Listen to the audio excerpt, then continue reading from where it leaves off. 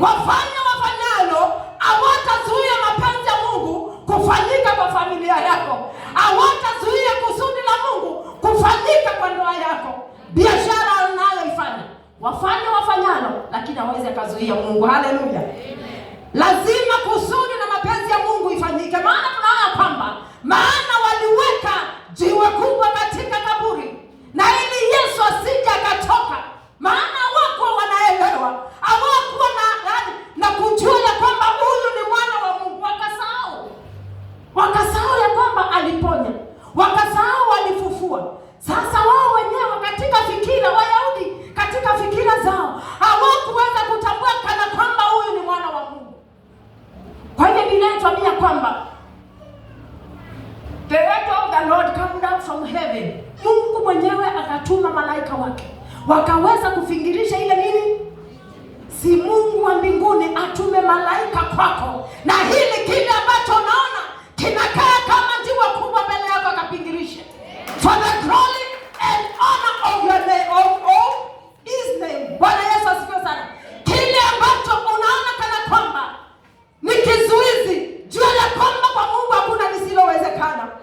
Maana waliweka jiwe kubwa kwa kaburi, naye Mungu akatuma malaika. Kwa hivyo hawa wake wawili walipofika mahali pale, wamepata ya kwamba jiwe lishafanya nini?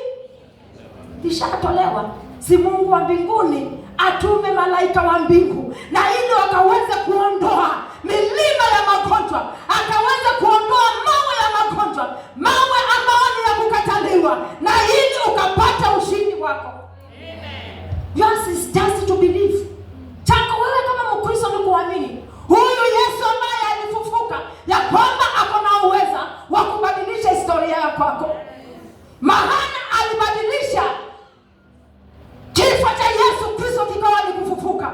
Yesu ambaye tunakumbuka kufufuka kwake, jamani, akatenda jambo jipya katika maisha yako. Haleluya. Maana yeye ni Mungu muweza. Hii inathibitisha na inatuhakikishia ya kwamba Yesu wetu hayumo tena nini? Maana amefufuka. Ukiangalia from Luke kwa Biblia, Luke chapter 24 verse 1 and 2. It is an evidence that our Lord Jesus Christ is no longer in the tomb. Chapter 24 verses 1. On the first day of the week, very early in the morning, the women took the spices they had prepared and went to tomb. Verses 2. They found the stone rolled away from the tomb. Hallelujah. Siyo inatuhakikisha na imetudhibitisha kwamba Yesu hayumo tena kaburini. Kwa hivyo the angel who announced the good news of the resurrection or the resurrection to the women gave them foremen. Malaika yule ambaye aliwahakikishia kufufuka kwa Yesu Kristo, malaika aliyetoka mbinguni kuhakikisha hawa watu wawili ya kwamba Yesu Kristo ashafu, aliwapatia ripoti ya kwamba do not be afraid. Kitu cha kwanza alipowatokelezea Mungu, alipotuma malaika wake kwa hawa wake, kitu cha kwanza aliwaambia wasifanye nini? Wasiogope. Wasifanye nini? Wasiogope. Hiyo ni ripoti ya kwanza ambao huyu malaika alipowapea. Tutarudi tu chapter 28. Hiyo ni ripoti ya kwanza ambayo the message that the angel of God gave to these women. Hallelujah. Ya kwamba do not be afraid, because the reality of the resurrection brings joy. Aliwaambia wasije wakaogopa, bali waifurahie. Hallelujah. Jamani, Mungu wetu ambaye alituokoa, Mungu tunayetumikia ni Mungu mkuu na ni Mungu muweza. Maana yeye alishinda mauti. Ni nini hilo ambao katika moyo wako unaona hawezi? Jamani, ni nini hicho ambacho unaona yeye hawezi? Hamna. Hallelujah. Hakuna kisichowezekana kwa huyu Yesu. Maana alishinda mauti.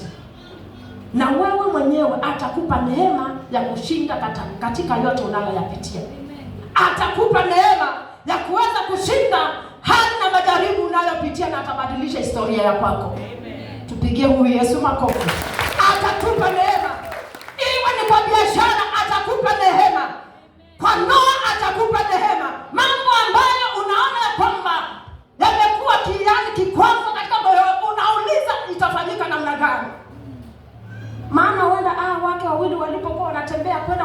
ingawa ilikuwa mapema sana, wao wenyewe walikuwa na imani ya kwamba kile ambacho wanaenda kutafuta ama kuangalia itakuwa ni kweli na amina.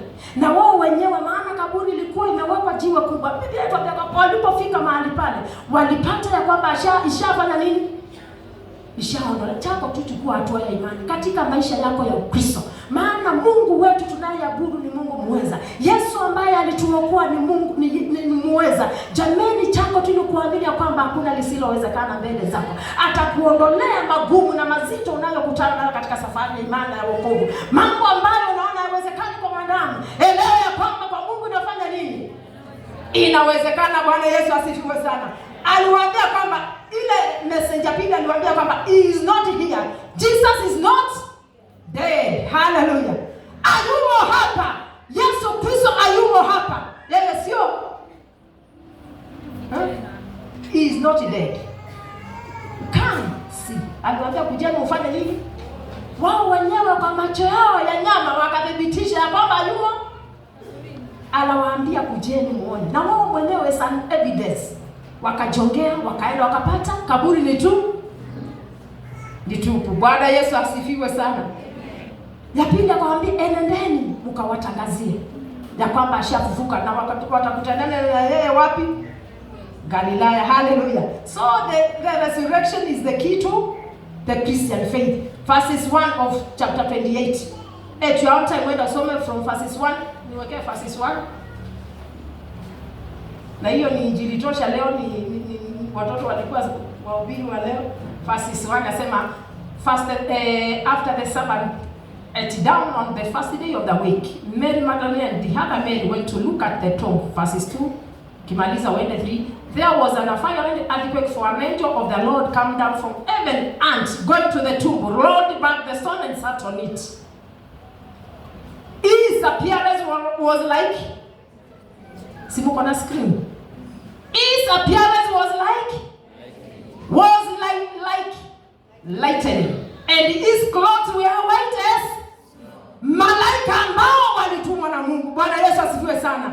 Biblia inatuambia kwamba his appearance was like a lightning, and his clothes were white as, yule malaika ambaye aliyetumwa na Mungu kwa hao wanawake. Verses 3-4 ndiye aliwaambia kwamba the God were so afraid of him that they shocked and become like, walinda kaburi. Hallelujah. Walishtuka, wakastaajabu na kumwogopa wale walinzi, wakatetemeka. Sasa wakaanza kuogopa malaika wa Mungu. Bwana Yesu asifiwe sana. Aliyekuwa his appearance was like lightning and his clothes were white as. Sasa hao walinzi walikuwa, tunaona kwamba Wayahudi walikuwa wameweka walinzi katika kaburi, maana walikuwa tu wanakumbuka ya kwamba walikuwa wanaita Yesu mjanja. Walikuwa nasema yule mjanja alisema ya kwamba atakufa na siku ya tatu afanye nini? Kwa hivyo walikuwa wameweka walinzi kaburini, na ili Yesu asifanye nini? Na kama akatafufuka hatapata mahali pa kupitia, na kama atafufuka hatapata mahali pa kufanya nini? Tunaona ya kwamba waliweka, yani katika kaburi Wayahudi waliweka walinzi, na walipoweka walinzi tunaona ya kwamba Biblia inakwambia kwamba walipoona huyu malaika ambaye he was appearing like a lightning and his clothes was white as snow, wakati walipomuona Biblia inatuambia kwamba walitetemeka na wakaanguka, wakakaa kama wafu. Na malaika akajibu akawaambia wale wanawake wasiogope. Bwana Yesu asifiwe sana. Mimi ninayo ujumbe na ripoti kwa ajili yako, mama uliye mahali hapa, mzee ulio mahali hapa, mama uliye kijana wa kike wa kuume, ninao ripoti kwa ajili yako. Haijalishi ni mambo ya aina gani unayoyapitia siku ya leo, haijalishi ni nini unachokipitia, sijui ni mambo ya aina gani ambao unayapitia, but ninayo ripoti kwa ajili yako. Usiogope. Yesu ambaye amefufuka atakupea ushindi. Yesu ambaye anafufuka, ambaye tunakumbuka kufufuka kwake, atakupatia ushindi. Bwana Yesu asifiwe sana. Because our God is a game changer. He will change your history. He will change your historia. Bwana Yesu asifiwe sana. Atabadilisha historia yako, atabadilisha hali ya kwako, maana yeye ni Mungu. Haijalishi watakaa vikao vya aina gani na hili wasambaratishe maisha yako. Haijalishi watakaa vikao ngapi na hili wasambaratishe biashara yako, na hili waone hauna amani na ile familia yako. Haijalishi, jua ya kwamba Mungu ambaye tunaabudu atakupatia ushindi, atakupigania kwa kila vita. Bwana Yesu asifiwe sana. Wayahudi waliweka walinzi katika buri, lakini haikuzuilia. Watakaa, watapanga strategies na hili wakuharibu, na hili wapate kusambaratisha maisha ya kwako. Usiogope, kuna Mungu mkuu aliye upande wa kwako. Bwana Yesu asifiwe sana.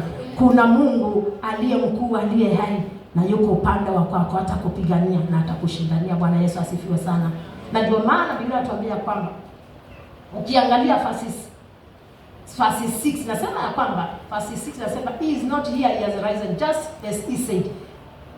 Malaika tunaona ya kwamba alisema ya kwamba aliambia wale wanawake ya kwamba he is not, hayuko hapa, he has risen just as yeye amefufuka jinsi alivyosema. Bwana Yesu asifiwe sana. Jameni, Mungu wetu ni Mungu mwaminifu, na ndio yake ni ndio. Bwana Yesu na asifiwe kanisa.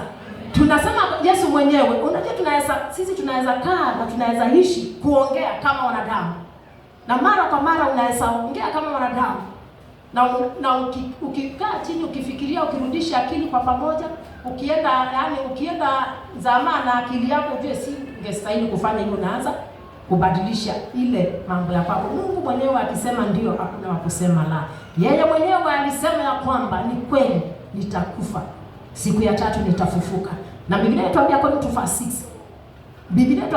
verse 6, he has risen just as he has said. Jameni, Mungu kile ambacho amekusudia katika maisha yako, haijalishi ni akina nani wanaweza simama na ili wapinge. Mungu akiamua kukuinua, hakuna wa kuzusha. Bwana Yesu asifiwe sana. Mungu akiamua kukubariki, hakuna wa kulaani. Haleluya. Jameni, huyu Mungu si tumwamini na tumtumikie. Tuamini huyu Mungu na tumtumikie. Maana yeye mwenyewe alisema kwamba nitakufa, lakini siku ya tatu tutafanya nini? Nitafufuka. Haleluya. Jameni, Mungu tunayetumikia ni Mungu mwaminifu, na ndio yake ni ndio. Haleluya. Si jameni, Mungu atupe neema na tukasherehekee ushindi wa huyu Yesu, tukielewa ya kwamba wokovu tuliupokea kutokana na kifo na kufufuka kwa Yesu. Maana leo ni siku muhimu, ni siku ya maana kwako kama Mkristo. Sasa swali ni, kama wewe hujamwamini huyu Yesu, kama wewe hujapokea huyu Yesu, unasherehekea kitu ambacho hujui. Ni kweli ama si kweli? Kama hujasalimisha maisha yako kwa Yesu, unasherehekea Yesu ambaye haumjui. Yesu wako angali kaburini. Yesu wako angali kaburini. Kama hujapokea huyu Yesu, maana Yesu Kristo msalabani yote yalikwisha. Na kupitia kufufuka kwa Yesu Kristo tukapata uzima wa milele. Tukapokea uzima wa milele. Swali nilio nayo mchana wa leo ni je, ushampokea huyu Yesu? Ushamkubali huyu Yesu? Maana ukimkubali huyu Yesu, yuna uzima wa milele na yu hai. Wale ambao hawajampokea huyu Yesu, wangali wao wako katika ufalme wa giza. Wamo gizani. Yesu Kristo alizaliwa na ili tukapate kuwa nuruni. Na naamini ya kwamba Mungu atakusaidia na Mungu atakuwezesha. Mambo matatu ambayo yanatudhibitishia ya kwamba Yesu, wale ambao mnaandika, 3 things that proves Jesus rose from the dead. Mambo matatu ambao kama kanisa, mahali ambapo tulisoma verses 24 kwa Biblia, verses 5 chapter 24 of Luke chapter 24 verses 5. 3 things that proves Jesus rose from the dead. Na hili kama Mkristo kapata kuelewa Yesu alimo tena kaburini. Kwa hivyo unayoyafanya, yale ambayo unayatenda, jameni, Mungu akusaidie na hili, usije ukamtunika Yesu tena msalabani. Usije ukamtunika Yesu Kristo msalabani. Tuelewe ya kwamba Yesu wetu yu hai. Kwa hivyo tunastahili kuishi maisha ambayo Yesu aliyefufuka anaonekana ndani yetu. Yale unayoyafanya kama Mkristo, Fanya ni kana kwamba Yesu ambaye alifufuka yumo ndani yako. Mambo verses 5 of Luke chapter 24. In their flight, the woman bowed down with their faces to the ground. But the men said to them, why do you look for the living among? Why do you look the living among? Because Jesus Christ himself was risen. He is not among them. Yesu mwenye waliinama chini kifudifudi na wakabu. Na sasa hapa Biblia inatuambia kwamba wakaulizwa, wanawake wakaulizwa, kwa nini mnamtafuta aliye hai kati ya wafu?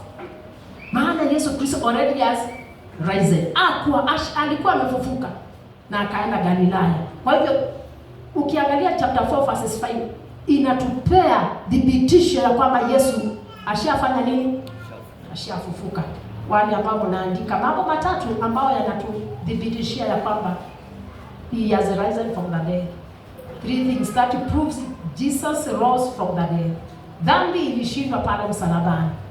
Dhambi ilishindwa pale msalabani. Sin was overcome on the cross. Dhambi ilishindwa.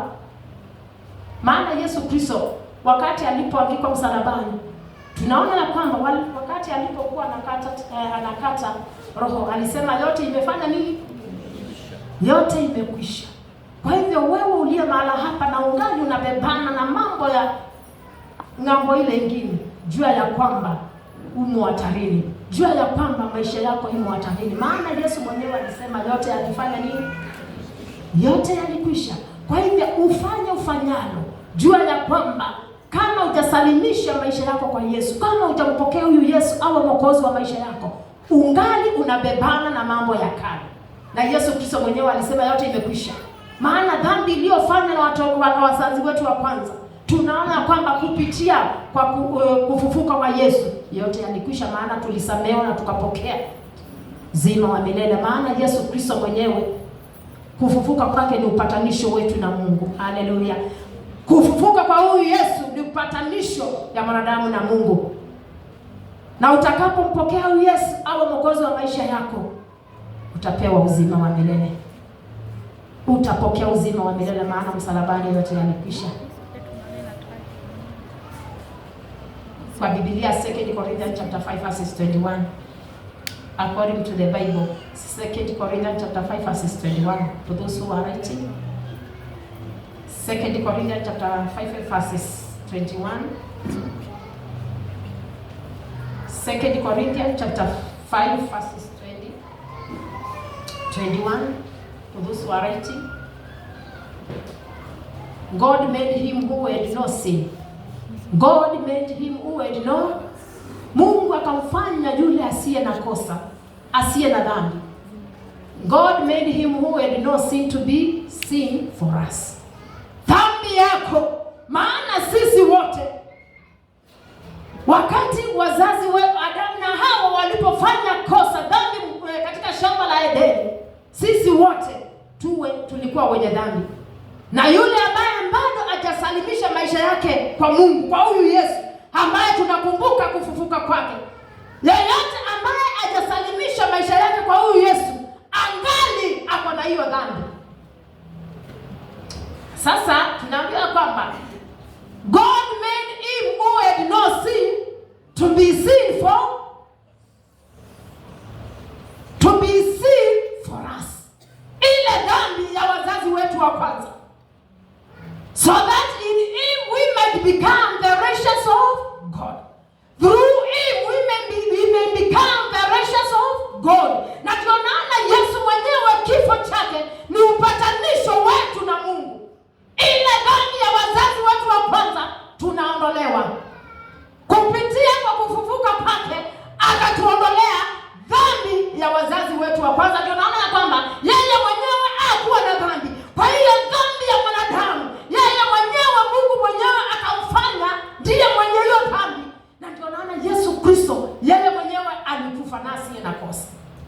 Kwa hivyo si Mungu atusaidie sana, tukaelewa na tukawa na ufunuo mpya wa kuelewa na neno la Mungu vile linavyonena. Na ujue kwamba kama hujasalimisha, hujaokoka, hujaokolewa na huyu Yesu ambaye ni patanisho kati ya mwanadamu na Mungu, jua ya kwamba ungali unabebana na ile dhambi ya wazazi wetu wa kwanza. Na kusudi la Yesu kubwa kufufuka, kufa na kufufuka siku ya tatu ambao ni leo, ilikuwa na hili, akatuondolea hiyo dhambi. Jamani, Mungu atusaidie sana kanisa la Bwana. Yeye mwenyewe alikufa msalabani na akafufuka, na hili tukafanyike watakatifu mbele za Bwana. Unao wakati, this is a high responsibility, an opportunity to surrender your life unto thee, to surrender your life unto the Lord, ili akaweze kukuondolea lahana. Maana Yesu Kristo alifufuka kwa ajili yako na kwa ajili yangu. 2 Corinthians, wale ambao mnaandika 2 Corinthians chapter 5 verses 21. I'm winding up. Ni mahali ambapo tumesoma. Maana Mungu mwenyewe alimfanya mwanadamu, alimfanya Yesu Kristo kuwa mwenye dhambi. Na Yesu mwenyewe alikuwa mtakatifu, hakuwa na dhambi yoyote. Kwa ile dhambi yako, tunaona ya kwamba dhambi zetu kama wanadamu, yeye mwenyewe akachukua, akazibeba na akapeleka msalabani. There must be a spiritual transformation. Wakati Yesu Kristo alipofufuka, Biblia ili ikatuhakikishia ya kwamba tukapata kuwa na uhakikisho ya kwamba he is no longer in the tomb. He is no longer dead. The Bible, ukiangalia 2 Corinthians chapter 5 verse 17, it proves to us that the resurrection of our Lord Jesus Christ, it gives us a spiritual transformation. Inatupatia, inatubadilisha, inangeuza hali zetu za kiroho. Brings the spiritual transformation. The resurrection of our Lord Jesus Christ brings transformation, spiritual transformation. Inageuza wa Kristo, inageuza mambo, inabadilisha hali ya kiroho. 2 Corinthians, according to the Bible, 2 Corinthians chapter 5 verse 17.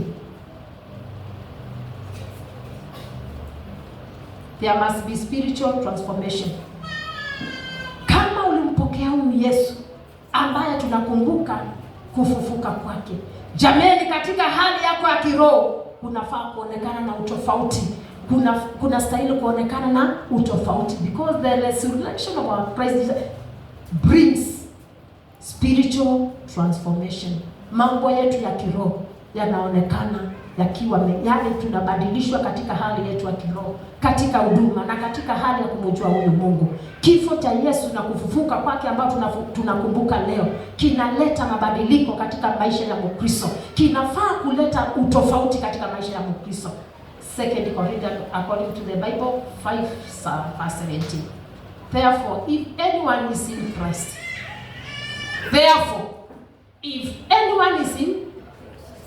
kwa hivyo yeyote ambaye yumo ndani ya Kristo, is a new. Kwa hivyo yeyote ambaye alifanyika, yeyote aliye ndani ya Kristo ufanywa upya, anafanyika kiumbe. Kwa hivyo kifo cha kufufuka kwa Yesu, leo tunakumbuka kufufuka kwa huyu Yesu ambaye ni mshindi. Kufufuka kwa Yesu Kristo, jameni, Mkristo mchana wa leo kinastahili unastahili kuelewa, unastahili kujua ya kwamba kinakufanya upya, kinakufanya mambo ya kale yanaondolewa. Is a new creation. The orders gone. The new, ile dhambi ya wazazi wetu wa kwanza wakati Yesu Kristo alipofufuka, hiyo ishaondolewa. Sisi tumefanyika wapya ndani ya Kristo. Jameni, ni ombi langu mchana wa leo, na hili ukawe mpya, ukafanyike upya kwa utu wako wa ndani.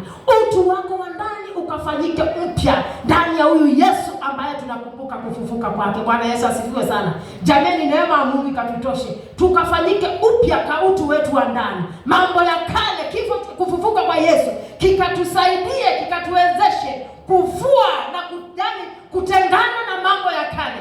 Utu wa zamani usije ukaonekana ndani ya Mkristo ambaye anajiita kiumbe kipya ndani ya Kristo Yesu. Mambo ya kale yasionekane ndani ya yeyote ambaye anasema amefanyika upya ndani ya Kristo Yesu ambaye tunakumbuka kufufuka kwake. Jameni, akusaidie na hili ukawe mpya katika utu wako wa ndani. Mambo ya kale yasionekane. Maana inatuambia kwamba The old has gone. Dhambi ya kale ya zamani isije ikaonekana kwa yeyote ambaye anajiita Mkristo, ila hali leo tunakumbuka kufufuka kwa Yesu. Bwana Yesu asifiwe sana. Mambo ya zamani ya kale yasije yakaonekana kwetu. Si Mungu atusaidie na Mungu atuelimishe ile achache kwa wale ambao wanaandika winding up. Tunaona ya kwamba the resurrection of Christ brings a renewal of our minds. Kufufuka kwa Yesu kinafanya fikira, mawazo yetu mapya. Jameni, kufufuka kwa huyu Yesu siku ya leo tunafanya kukumbuka yeye mwenyewe ashafufuka miaka 1000. Alifufuka na ameketi mkono wa kuume wa kiti cha Mungu. Kwa hivyo tunapokumbuka kufufuka kwa huyu Yesu, jameni, kinastahili, kifo cha Yesu kinatufanya upya, kinafanya upya fikira na mawazo yetu. Tunastahili kuwa kama Wakristo, tunastahili kuelewa na kutambua kwamba Yesu ambaye tunakumbuka kufufuka kwake, fikira mawazo yetu tuyafikirie ya mbinguni. Hallelujah. Brings renewal of our minds. Mtu wa kale asija akaonekana. Maana tuambia kwamba inafanya upya fikira zetu, mawazo yetu. Yesu ambaye tunakumbuka kuzaliwa kwake, jameni, akusaidie, yani Roho wake akusaidie na hili ukafanyike upya kwa fikira, uyafikirie ya mbinguni, ufikirie ukuu wa Mungu, ukafikirie mambo makubwa ambayo Mungu Yesu mwenyewe alitenda, na ukaelewa ya kwamba atatenda katika maisha yako. Usianze kuwaza kushindwa, waza kushinda. Bwana Yesu asifiwe sana. Usione kushindwa, ona ushindi. Si Yesu mwenyewe alishinda? Yesu mwenyewe si alishinda? Jameni, fanyika upya fikira katika mafikira yako, mawazo yako. Jameni, utu wa kale usionekane ndani yako kama Mkristo. Maana the resurrection of Christ brings renewal of our minds. Tusimame. Tunapo